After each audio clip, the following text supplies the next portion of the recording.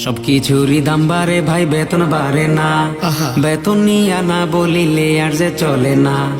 যারে আপনি জিজ্ঞেস করেন কেমন আছেন ভাই, হতাশার এক বাণী শুনবেন কেউই ভালো নাই। ইমাম সাহেব যদি বলে বেতন বেশি লাগবো, আপনারা তো হুজুর মানুষ, আল্লাহ বরকত দিব।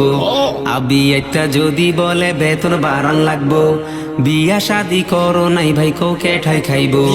বিবাহিত যদি বলে বেতন বাড়াও ভাই, আল্লাহর হাতে রিজিক রে ভাই, তোমার চিন্তা নাই। ভাত না খেয়ে কুড়া খাবি, নয়তো খাবি তুষ, ফলের বদলায় খাবি তোরা মিষ্টি কুমড়ার জুস।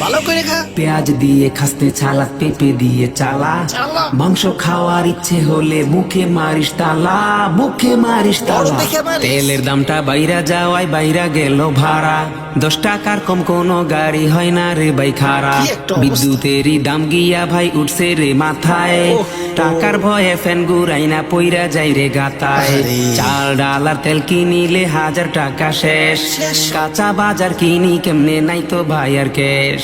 পেঁয়াজ ছাড়া রান্না হবে আমরাও খাই তাই, কম খেয়ে তাই চালের অভাব মিটাবি তুই ভাই।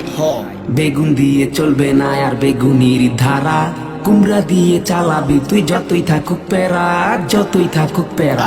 দেশটা নাকি বেহেস্ত হইছে কহে কিছু লোক, গরিব মানুষ অভাব করে নাই তো তাদের সুখ।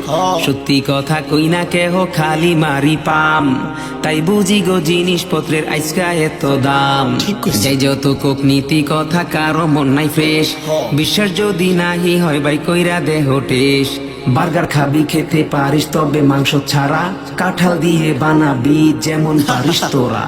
এখনো ভাই সুযোগ আছে, দেশকে ভালোবাসো, চুরি পাচার সাইরা দিয়া আল্লাহর পথে আসো। কারো নামে অভিযোগ নাই, নিজেরাই তো দোষী, আঙ্গই উপর আল্লাহ মাবুদ নাই তো যে আর খুশি।